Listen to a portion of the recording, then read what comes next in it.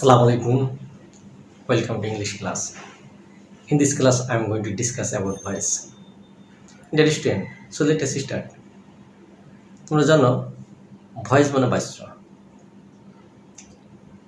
এই ভয়েস সম্পর্কে আজকে আলোচনার জন্য আমি প্রথমে বলে নিচ্ছি, যারা একারই কিছু পারে না তাদের জন্য আজকের এই ভিডিওটা। তো চলো শুরু করি। Voice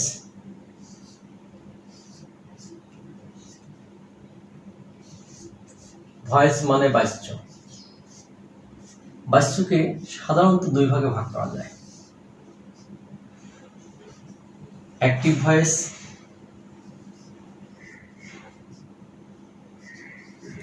passive voice. অ্যাক্টিভ মানে কর্তৃবাচ্য, কর্মবাচ্য। এখন কর্তৃবাচ্য আর কর্মবাচ্য জিনিসটা কি? যে কাজ করে সে হলো কর্তা, কর্তা যা করে তাই কর্ম। এই দুটির উপর বেস করে আমার ভয়েস নির্ণয়। ইংরেজিতে ভয়েস দুই প্রকার, বাংলায় তিন প্রকার। বাংলার কথা যাচ্ছি না।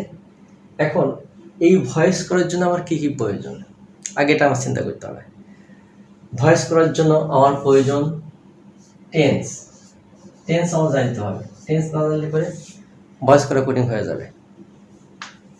আমার জানতে হবে পার্সন। পার্সন জানতে হবে, অর্থাৎ first person, second person, third person তোমরা জানো। পার্সন জানতে হবে। জানতে হবে ভার্ব।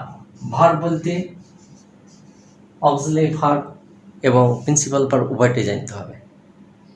এছাড়া প্রিপোজিশন কিছু জানতে হবে, আনুষঙ্গিক অন্যান্য বিষয় এর সাথে জড়িত কিছু অংশ। যেমন আমি দু একটা উদাহরণ যদি দেই তাহলে তোমাদের জন্য সহজ হবে।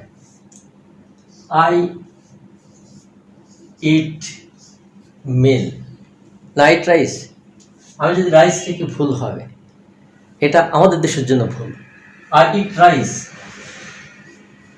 এই কথাটা আমরা প্রতি ক্ষেত্রে ব্যবহার করি। তা আসলে বিদেশি যারা যায়, যারা ইংল্যান্ডে যায়, যদি বলা হয় আমি ভাত খাই বা আমি ভাত চাই, আমি ভাত খাই, একথা যদি বলা হয় তখন তারা শুধু ওই ভাতই দেবে, কারি আর দেবে না, তরকারি আর দেবে না।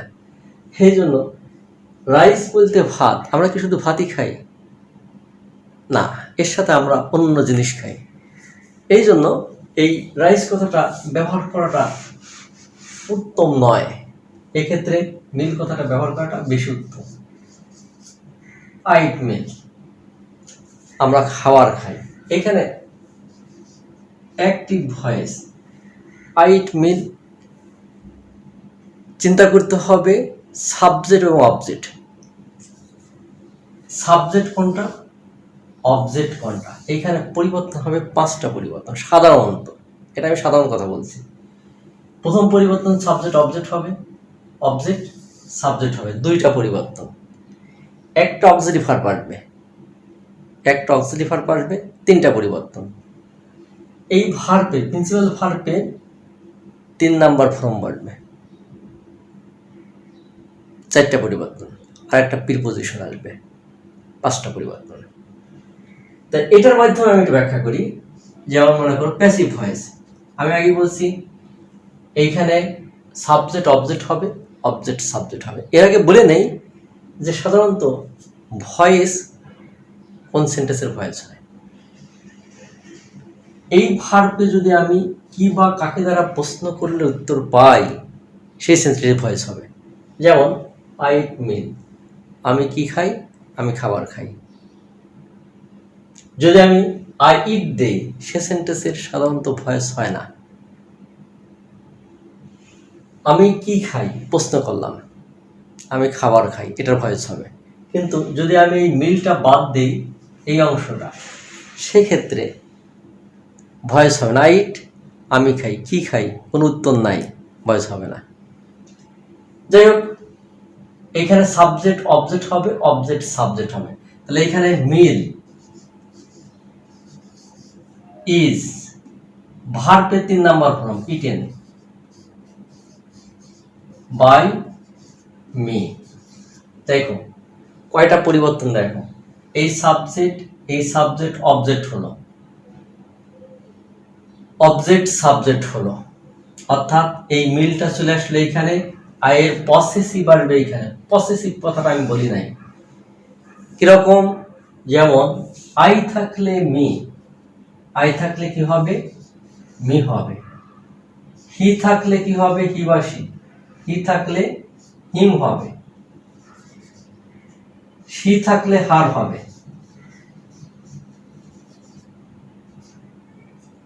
ইউ থাকলে পরিবর্তন নাই। দে থাকলে দেম হবে। উই থাকলে আস হবে। ইট থাকলে ইটি হবে। এরকম ভাবে পরিবর্তন হবে, অর্থাৎ অবজেক্ট যখন সাবজেক্ট হবে এই পরিবর্তনগুলো আসবে। যেমন এখানে আই আছে, আমি মি ব্যবহার করলাম, আই ক্ষেত্রে মি। কেসের ক্ষেত্রে এটা প্রযোজ্য, কিন্তু এখানে আমাদের ভয়েসের ক্ষেত্রে এই পরিবর্তনটা আসবে পসেসিভের ক্ষেত্রে, অর্থাৎ আই থাকলে মি আসবে। তাহলে পাঁচটা পরিবর্তন দেখো, এটা মূল কথা, মূল কথা বলে সহজ আসবে। মিল ইজ ইটেন বাই মি, এইখানে অক্সিলারি ভার্ব প্রশ্ন, সাবজেক্ট অবজেক্ট হলো মি, আর মিলটা সাবজেক্ট হলো।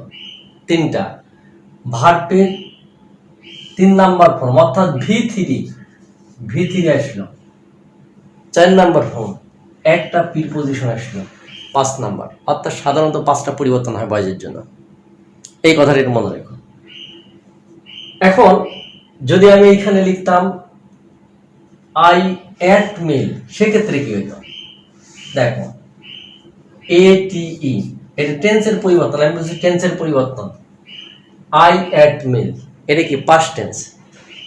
সেক্ষেত্রে দেখো অ্যাট লিখছি পাস্ট ইনডিফিনিট টেন্স, এক্ষেত্রে শুধু এইটা পরিবর্তন, ওয়াজ, মিল ওয়াজ ইটেন বাই মি। একটা যদি ভালো করে পড়ো তাহলে সবগুলো খুব সহজ হবে। আমি এরকম ভাবে সাবজেক্ট পরিবর্তন করি, দেখো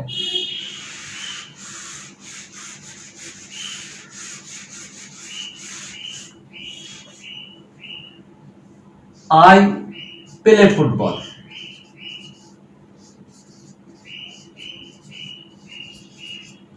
দেখো সেই আগের নিয়ম, সাবজেক্ট অবজেক্ট, আমি আগেই বলছি ভার্বকে কি বা কাকে দ্বারা প্রশ্ন করলে যে উত্তর পাওয়া যাবে সেটারই ভয়েস হবে। আমি কি খেলি, ফুটবল খেলি, আই প্লে ফুটবল, আমি ফুটবল খেলি। এখন অবজেক্টটা সাবজেক্ট হবে, সাবজেক্ট অবজেক্ট হবে, তাহলে ফুটবল, ফুটবল যেহেতু এটা থার্ড পারসন একটা, তাহলে football is played, 3 number form.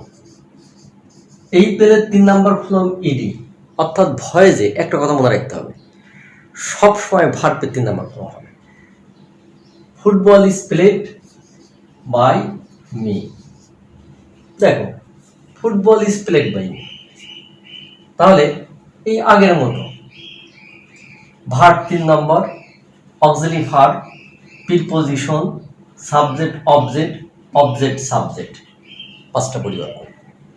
যদি এখানে আইয়ের জায়গায় আমি হি দেই তাহলে কি হবে, দেখো হি, তখন একটা থার্ড পারসন হিসেবে এস বাই এস যোগ হবে। এটা আবার রাইট ফর্ম ভার্বের নিয়ম, থার্ড পারসন সিঙ্গুলার নাম্বার হলে প্রেজেন্ট ইনডিফিনিট টেন্সে ভার্বের সাথে এস বাই এস যোগ হয়। যেহেতু হিটা থার্ড পারসন সিঙ্গুলার নাম্বার, সেক্ষেত্রে এসটা আমি যোগ করলাম, তাহলে football is played by me, এটা না, এখন ফুটবল ইজ প্লেড বাই, এইখানে মির জায়গা আমি কি দেব, হি আছে, হিম দেব। ওই যে রূপের পরিবর্তন, হি থাকলে হিম, কত সহজ, একটু বুঝলেই সহজে বোঝা যাবে।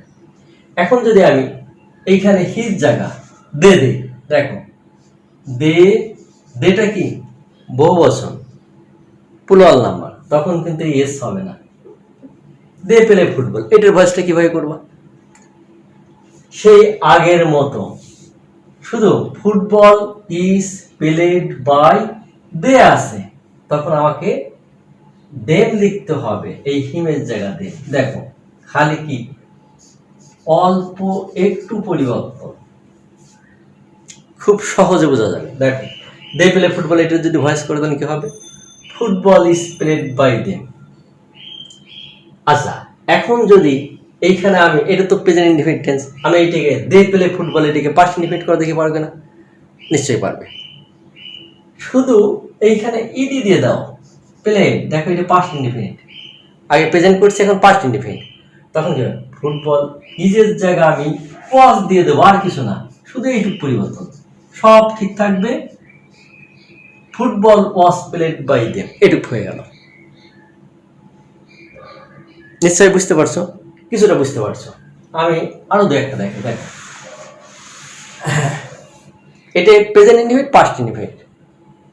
যদি বলা হয় কামাল রিডস এ বুক, দেখ কামাল একটি বই পড়ে, এখানে আমি third person singular s b s দিছি, এখানে এস যোগ করছি, কামাল একটি বই পড়ে, প্রেজেন্ট ইনডিফিনিট টেন্স।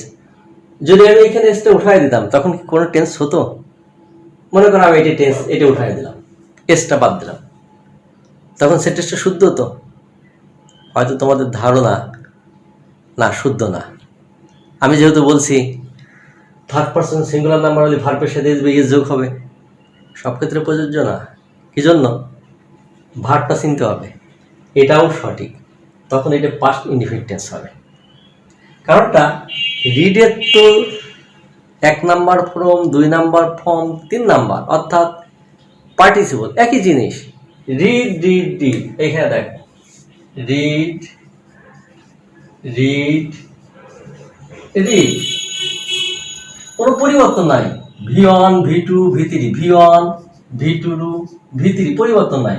অতএব এটা যদি পাস্ট ইনডিফিনিটের জন্য আমি এটা এই 2 নাম্বার ফর্মটা ব্যবহার করি, তাহলে পাস্ট ইনডিফিনিট টেন্স হবে। কামাল রিড এ বুক, এটা পাস্ট ইনডিফিনিট টেন্স, কিন্তু আমি যখন এস দেব এটা প্রেজেন্ট ইনডিফিনিট টেন্স, অর্থাৎ V1 হয়ে যাবে, যেহেতু আমি V1 বলছি। সেক্ষেত্রে দেখো কামাল রিডস এ বুক, আমি এক্ষেত্রে ভয়েসটা করব কি, a book is read by Kamal. এটা প্রেজেন্ট ইনডিফিনিট টেন্সের ভয়েস। তাহলে দেখো এ বুকটা অবজেক্ট, আমি কিভাবে বের করব, কামাল কি পড়ে, বই পড়ে, তাহলে এইখানে ভার্বের পরে এই অবজেক্টটা সাবজেক্ট হলো, সাবজেক্ট অবজেক্ট হলো, আর একটা অক্সিলারি ভার্ব হলো। ভার্বের 3 নাম্বার ফর্ম রিড, বাই একটা প্রিপজিশন, সাবজেক্ট অবজেক্ট, কামাল হলো। এখন আমি যদি পাস্ট টেন্স এস দিতাম, এস বাদ দিতাম, তখন কি হতো, শুধু এইখানে পরিবর্তন, ওয়াজ হতো। এ বুক ওয়াজ রিড বাই কামাল। খুবই সিম্পল, যদি একটু বোঝার চেষ্টা করো। এরপরে আমি এটা আরেকটা মুছে দেই, ওই দেখো উই টেক সাম বুকস দিলাম, এখানে এটা এস দিয়ে দিলাম, একটু আলাদা, প্লুরাল নাম্বার। আমি নাম্বারের কথা লিখে নিই, ভার্ব লিখছি, এখানে নাম্বারটা আসবে, অর্থাৎ নাম্বারটা আসবে, NUMBR, নাম্বারটা আসবে। তো উই টেক সাম বুকস, আমরা কিছু বই নেই, এখানে দেখো সাম বুকস, কিছু বই, এখানে subject we take some book, present indefinite tense. তাহলে আমরা কি নেই, কিছু বই নেই, অবজেক্ট কি, সাম বুকস। সাম বুকস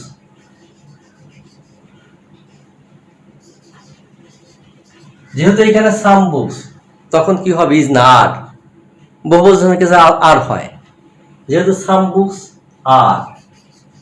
এখন দেখো এইটা 3 নাম্বার ফর্ম কি, অর্থাৎ টেক টু টেকেন। আমি আগে বলছি ভয় যে সব সময় 3 নাম্বার ফর্ম হবে। Some books are taken by us. দেখো এই যে ওই থাকলে আস হবে,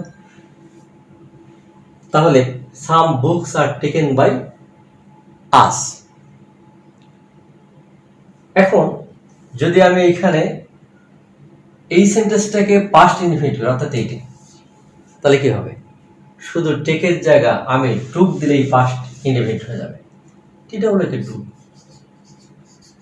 উই টুক সাম বুকস, আমরা কিছু বই নিয়েছিলাম, সরি আমরা কিছু বই নিয়েছিলাম, পাস্ট ইনডিফিনিট টেন্স। এক্ষেত্রে শুধু এইখানে পরিবর্তন, আরের জায়গা আর। Some books were taken by us. Some books were taken by us. দেখো অবজেক্ট সাবজেক্ট হলো, কিন্তু এখানে আমি ওয়ার ব্যবহার করলাম। কেন ওয়ার ব্যবহার করলাম? পাস্ট ইনডিফিনিটের জন্য। আমার মনে হয় তোমরা আংশিক বুঝতে পারছো, যদিও হয়তো আমি প্রেজেন্ট ইনডিফিনিট আর পাস্ট ইনডিফিনিট সাধারণভাবে দুইটা কথা ব্যাখ্যা করার চেষ্টা করলাম। মনে হয় বুঝতে পারছো। আজ এই পর্যন্তই। আল্লাহ হাফেজ।